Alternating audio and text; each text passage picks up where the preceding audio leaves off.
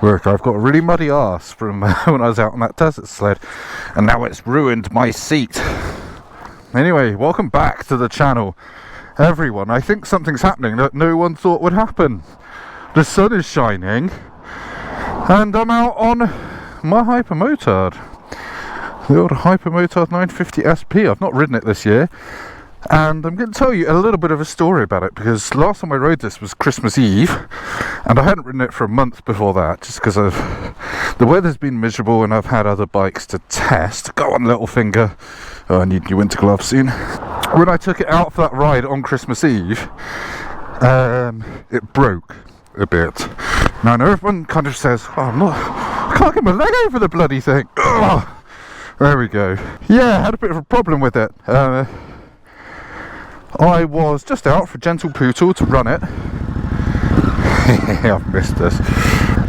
I was cruising along,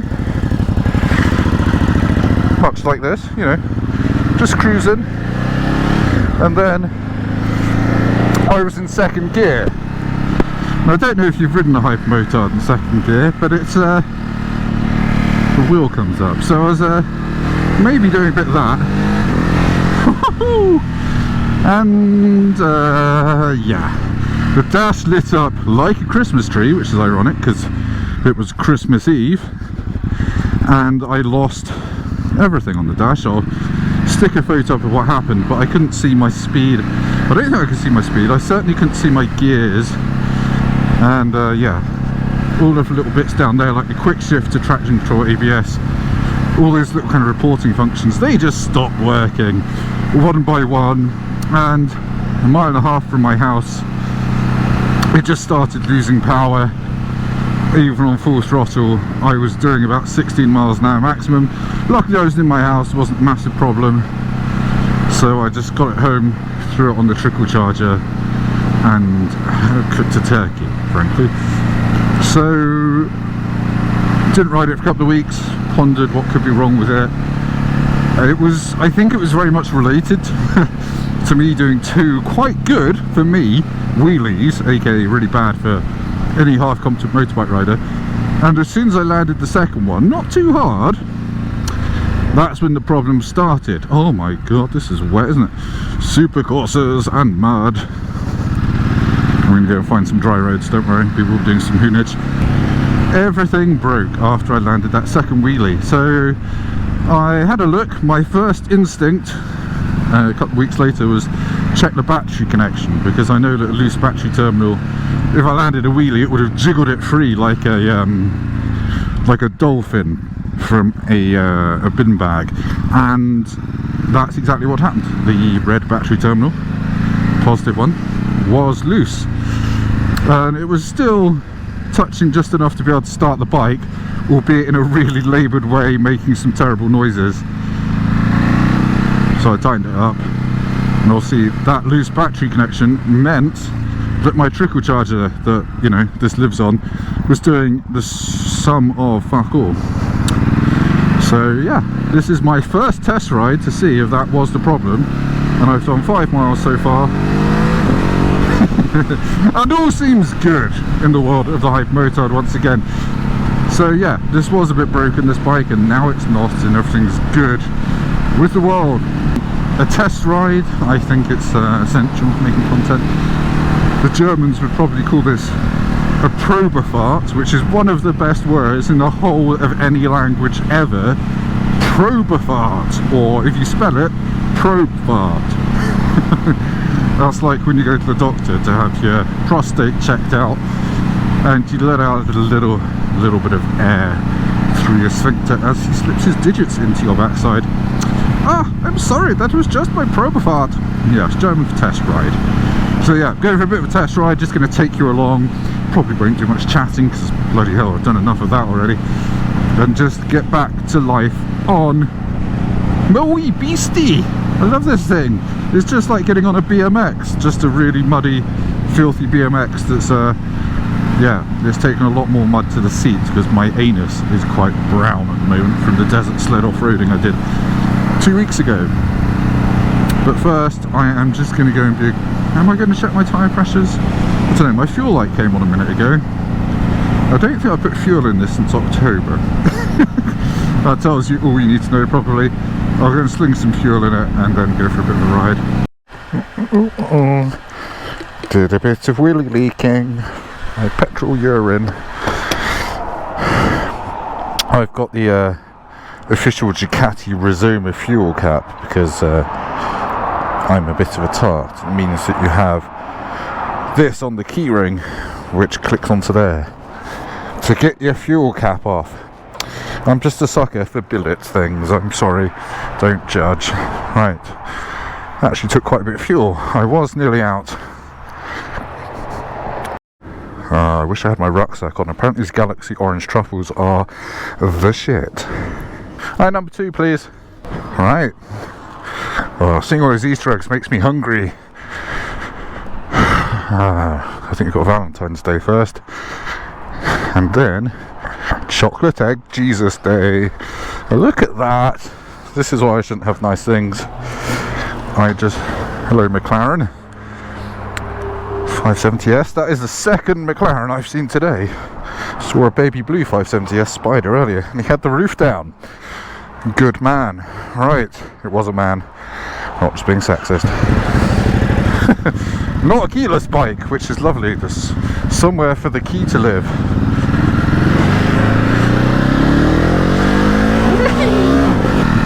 What is the temperature to the air? I've only done 1161 miles on this. That is absolutely appalling. It's 8 degrees. That is basically summer, isn't it? Certainly within the operating temperature of the Pirelli Super Corsa SP. Good damn. Right, let's go! I fit on this bike so nicely. I'm 6'3". Normally I feel a bit scrunched up on most bikes, but not on this. And the wind blast at 80 is absolutely fine. Because you're leant forward a bit anyway, you can naturally take some of the pressure on the shoulders and you're not clinging on for dear life. I would like to go and do a little mini tour on this bike this year. Maybe a weekend over to the Vosges Mountains or kind of the French-Belgian border. There's some nice places around there. Michael Neves from MCN, he was on Twitter. We were having a bit of a chat about interesting ways to get to the Nürburgring. And there are some really nice roads on the border of France and Belgium. And I might just go and do those for a weekend, because I think a weekend is all I'm going to have this year for getting away on motorbikes. What's with the second baby. The second baby. Oh, the brake's so good on this bike. You can. Oh, I love this thing. It makes you ride like an absolute. Drag a big and back brake. This is quite damp. Not going to take the piss. I'm going to be a bit cautious because there's still going to be shit on the roads, but it's nice to be able to. There's shit all over this road. Having just said that. Second gear corner exit.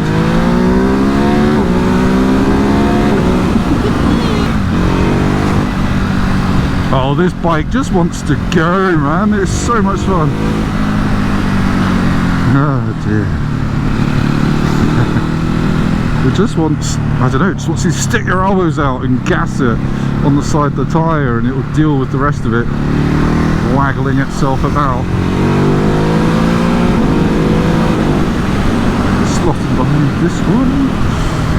This corner is usually flooded, so excuse me while I go around it like I've just passed my CVT. Oh yeah, look at that. Brilliant. This is going to be a go on the other side of the road job, isn't it? Just check there's nothing overtaking us. There we go. All the way over here. Now the road is going to be sweaty for a while, isn't it? You're getting my bike all mucky. Well, it was mucky anyway, wasn't it? Right, hopefully it dries out. As part of this test ride, I'm just going to go to where the incident occurred to see if it was caused by ley lines and old medieval roads and things like that. Come on, don't want to put my foot down. If anyone hasn't watched Zach Court's Revzilla Daily Rider stuff, go and watch it. It's a really good way to review bikes. He does this thing where he tries to go to stop signs without putting his feet down, and it's good. Good test of a bike. Right, this is quite damp up here. I'm not sure I'm going to do what I did last time. Let's see. Hello, sexy old Merc. Look at that, so pretty. It's warm, it's dry-ish, the sun's out-ish. Life is pretty good.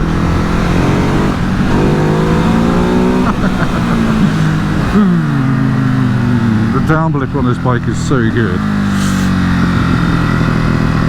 It's definitely a big part of the riding it like a twat occasion. It's still quite wet, I'm being a little bit circumspect. So yeah, hopefully you guys are all okay. Work is starting to pick up for me. I say work. The words that I'm about to say are probably not going to sound anything like a normal job. I've got lots of test cars coming in for my car channel and to review on Drive. This week I am being joined by a faintly terrifying value of motor vehicle at once. I'm going to have the new Bentley Flying Spur V8 outside my house. I wouldn't say outside my house, nowhere near my house. Which is going to be about 200 grand-ish. And I've also got the Audi R8 rear-wheel drive version as well. So V10 supercar. I'm quite excited to see what the R8's like, because obviously it's always been four-wheel drive.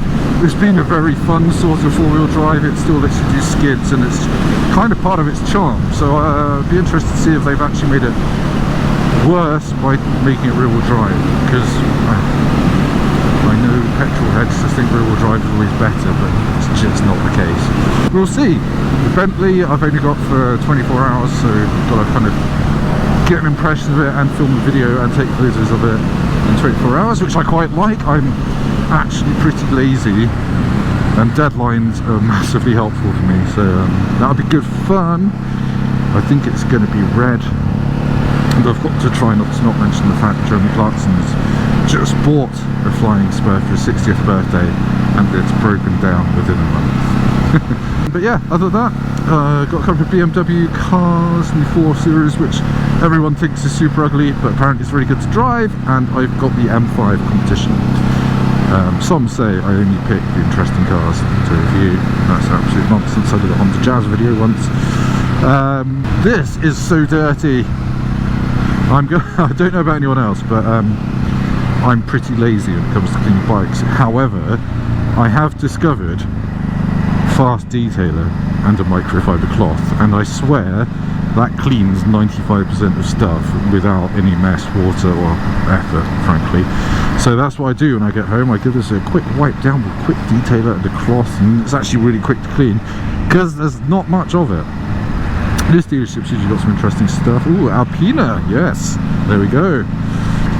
Lots of pubs around here. It's a Sunday opening to do takeaway roast dinners, which is just the best idea. I should have got one of them, but hey, I've got cold leftover dirty pizza from last night. Alright, shall we do a little bit of cooking? It still seems to be working. What a lovely day. Right, I'm going to stop chatting because I'm just going to repeat myself and say, ooh, what a lovely day, what a great bike. And that's not even interesting to me. So thank you so much for watching.